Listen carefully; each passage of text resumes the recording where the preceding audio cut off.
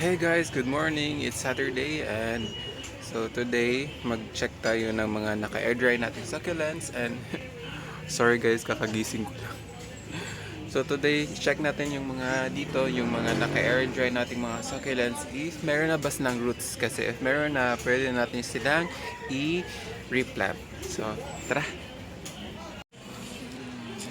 So, since naka-air dry to sila dito, check natin sila if meron na ba silang roots. And if meron na silang roots, pwede na natin silang itanim. Yan. Ito si Lola, ito yung favorite ko. Yan. Maganda din to, ito siya, I forgot the name.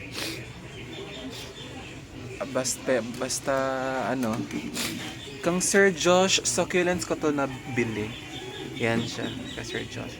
Ito din mix na kang Sir Josh at kang Ma'am I think Ma'am Crizel and Sir Josh tong mga lola ko na nabili.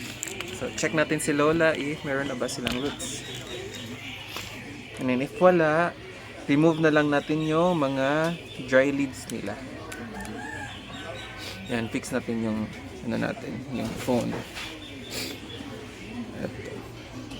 Kunin natin to. Wala pang roots. Balik natin, balik. Balik. Yung iba, wala pa ding roots. So, remove na lang natin yung mga dry leaves. Yan.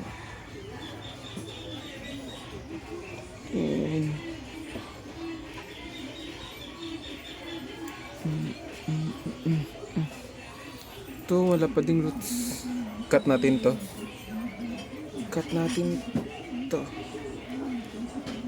Yan. It's better. Tapos mga dry leaves. Okay.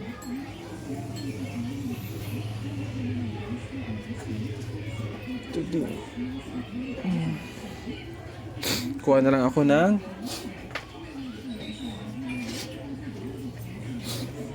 gunting. It's better. Medyo ano kasi yung stem ni Lola. Tigas. 2 weeks na to sa akin guys. Wala pa siyang roots. So far, they're okay naman. Yan. Hindi naman sila namamatay. As long as they're okay, tapos wala pang roots, continue to air dry din sila. Kasi paulit-ulit kong sinasabi, ayokong magtanim ng ng walang roots. Para alam ko na pwede ko na silang diligan after a week. Ito yung hassle ng lowland succulent collector. Kasi pag nag-order tayo from Benguet, naka-uproot kasi sila lahat. Walang roots. At yan yung challenge namin. At okay naman so far. Cut na lang natin to para I think mas madali siya tubuan ng roots. Naubusan na yung dahon nila guys. Baka eto na lang yung matira, yung nasa top. Wag naman sana. Hopefully next week mayroon na tong roots. Hopefully.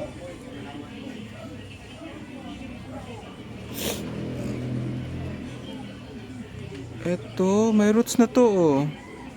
Pero cut na lang natin. I think it's better. Yan. Cutie Lolas. Cutie Patuti Lolas. Ito wala pa din.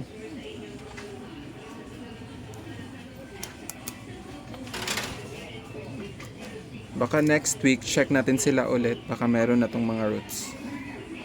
Hopefully. Eto siya, wala pa ding roots. Pero maganda to siya, guys.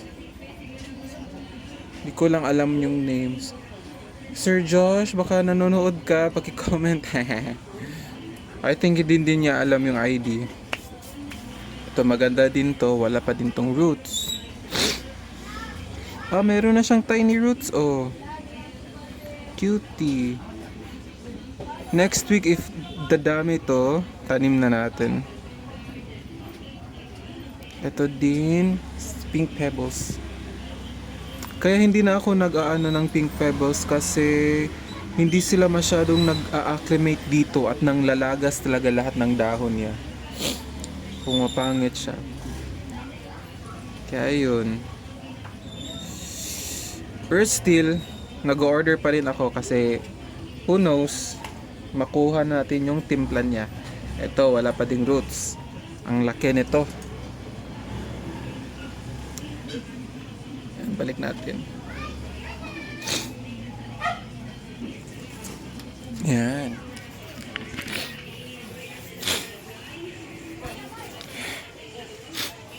Tapos this one sa taas, wala pa tong mga roots. Na-check ko na to kagabi. Malalaki to sila. Hansi Lawi. Kitty Lawi. May coming order din ako, 2 lawi. I'm just so excited na darating yun sila. And hopefully maging safe yun sila sa shipment, hindi katulad nito. So, yun lang guys for today. Ito din si Laurensis. 2 weeks na to sa akin, wala pa siyang roots. I know, 3 weeks na to sa akin, wala pang roots. Yan, yung mga naripat natin last week. Yan, cutie.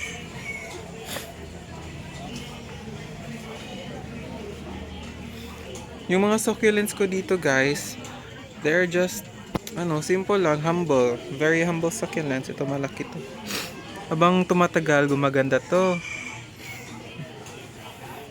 Humble lang yung mga succulents ko. Hindi yung mamahalin.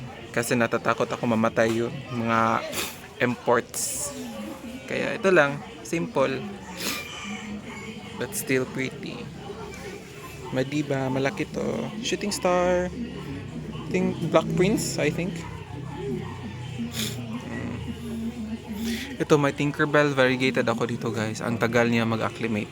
Matagal siya tubuan ng new shoots and roots. Ito din si Tinkerbell. Ito din si Debbie. Hello. Pang 3 Debbie ko na to. Hopefully mabuhay ko siya. Ito, slowly na gumaganda. I forgot the name. Pero slowly kasi makikita mo yung mga new shoots niya. Ang kikinis. Yan. They're acclimating properly. So, ayun. Ito din siya si Romeo, I think. Wala pa tong roots, guys. Mag 2 months na to sa akin, wala pa tong roots. So, that's it for today, guys. Bye-bye. See you in my next video.